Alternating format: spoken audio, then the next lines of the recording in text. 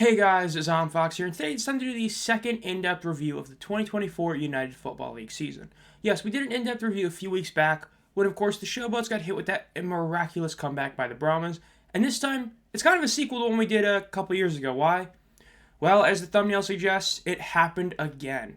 The Stallions at 8-0, playing against a team trying to get to 9-0, losing on a game-losing interception. Yes, it happened a second time in 3 years. And this one really hurts. Whether it be because their defensive coordinator wasn't there, whether it be because their MVP quarterback did one of the worst throws any QB has made all season, it was a doozy. So before we get into the actual final drive, let's just quickly go over exactly what got us to that situation. Now, as for how we got there, the best way to view it is the fact that this game was heavily determined by the rushing game, or lack thereof in the Stallions' case. Once you get past Adrian Martinez's 56 yards rushing, the running backs of the team did essentially nothing. Ricky Person had probably his worst game of the season. CJ Marable was good, but only had a couple carries. Whereas San Antonio, well, yes, Morgan Ellison didn't necessarily have the greatest average. The team itself rushed a ton, and especially Anthony McFarland continued the hot streak he's been on. McFarland having 82 yards on the ground with 15 carries, and another 34 yards receiving. Now, Jay Sternberger for the Stallions is the biggest reason why the game was as close as it was. Sternberger had a touchdown reception as well as 110 yards and 7 catches to be the best receiver on the day. Now, as I mentioned a couple seconds ago, of course, John Chavis, the defensive coordinator of the Stallions, was not at this game. This is the second straight game he has not been at or present at, with last week's game against the Roughnecks being the first one. And so, yes, that was a huge reason why the Brahmas were able to keep it. Well, Brahmas were able to actually do so much in offense. Now, the other thing is the fact that Quinton Dormady was essentially out of the game very early. He had a couple drives in, but right after his drive with 8 minutes left in the first quarter, we saw Chase Garbers be put in. We thought it was because of just getting him some action. Reportedly from Wade Phillips, it's because Dormady has an injury, but what ended up happening is Garbers came in and played the entire rest of the game, being his first action we've seen since week 3. So yes, some pretty massive things in regards to the Brahmas. And in the end, heading into the final drive, the score was 18-9, a one-score game thanks to the UFL's three-point conversion.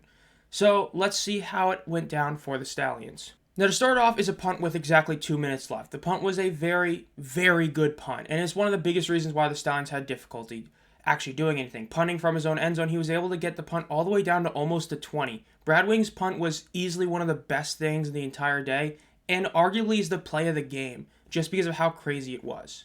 Now, the next play gave a lot of hope to Stallions fans. Essentially, it was just a normal formation, like 3 guys out wide to the right, 1 guy with Martinez in the backfield, and Martinez drops back to pass and does a great quick pass about 13 yards downfield, ends up being about a 15-yard gain to about the 40-yard line. This is the exact type of play that Martinez made a lot this season. Just a very simple, smart read. Throwing in between defenders to get a nice catch and a nice first down. And with this play, a lot of people were expecting the Stallions to actually pull this off.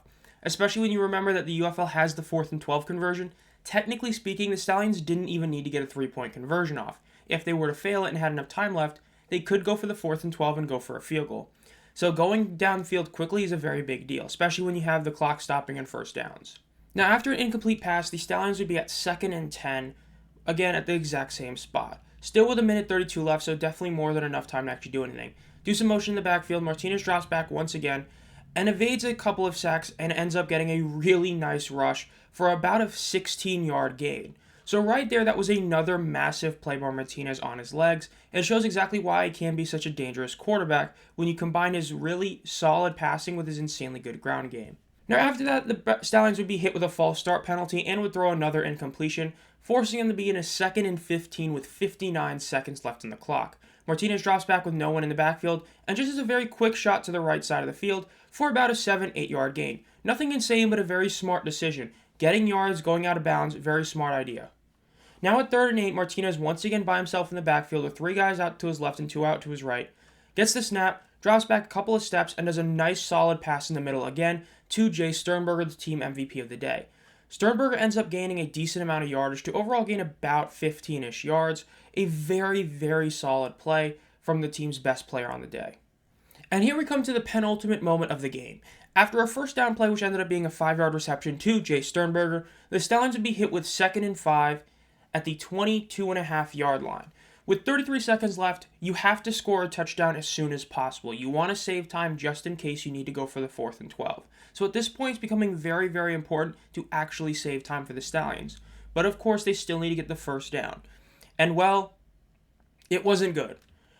With 3 guys out to the right, Martinez drops back to pass, and he evades the sack. You're thinking this is a great play. And at this exact moment right here, you realize where everything went wrong. I talked about this during the live stream that I did this with play-by-play. If you are truly understanding of where you are in the situation, you throw the ball out of bounds. You just evaded a sack that would have been horrid. You would have had to be forced to use a timeout or spike the ball, forcing you to do a very, very risky 4th down or a 3rd down. And instead of it being a 3rd and 5, it'd be a 3rd and long, with you having to rush the play out as well or having to call the timeout. And instead, what Martinez does at this moment, after getting away from all that pressure, instead of throwing it away, he lobs it deep to the left side, doesn't even hit it deep in the end zone, hits it just short into triple coverage and is intercepted for the game-ending play. This was horrid. This is quite possibly the worst throw Martinez has made the entire season. In fact, I wouldn't even say quite possibly. At least in recent memory, it is the worst throw. This is because it is just a poor decision. As I just said, he threw a ball into triple coverage that if this was, 4th and 5, sure, I can understand it.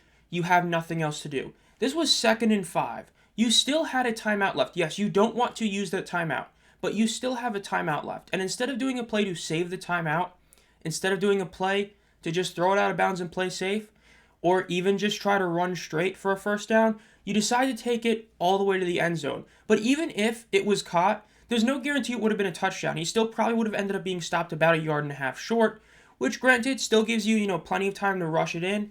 But again, just an absolutely abysmal play. And with that, the game ended 18-9, naturally after the Brahmas were able to just kneel the game out. And so with that, the Stallions, for the 2nd time in 3 years, lost at 8-0 to a game-losing interception.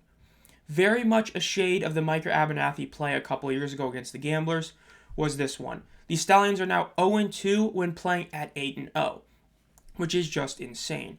This was also their first ever true road loss, as every other loss they have had was at home or during the 2022 season, where every single game was played in Birmingham. And so overall, this begs some huge questions for the Stallions. Exactly what's going on with John Chavis? Where is he? What is he doing? I know he's been at practices from what I've heard, but exactly when is he going to be back in, actually helping call the defense?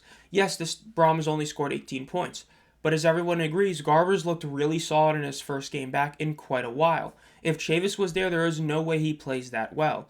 The fact is, this was a massive loss for Birmingham, as they now once again cannot finish the season undefeated. And their over a year-long streak of winning, their 15-game winning streak, ends at the hands of the Brahmas. So congratulations to the Brahmas for winning. And again, it was a crazy way to end the game, but yes, the Brahmas did pull it off, the massive upset, and now have a crucial Week 10 game against the Battlehawks to determine home field advantage for the XL Conference. If you enjoyed this video, make sure you subscribe to the channel and hit the bell. We recently hit 800 subscribers, and now we're on the way to 900. We are doing a giveaway at 1,000 subscribers. And of course, I do multiple videos every week during the season. And if you've been a fan of the channel for a while, think about becoming a channel member for as low as 99 cents a month. You get a bunch of benefits, main one being an exclusive video every month and team emojis. And as always, guys, have a great night.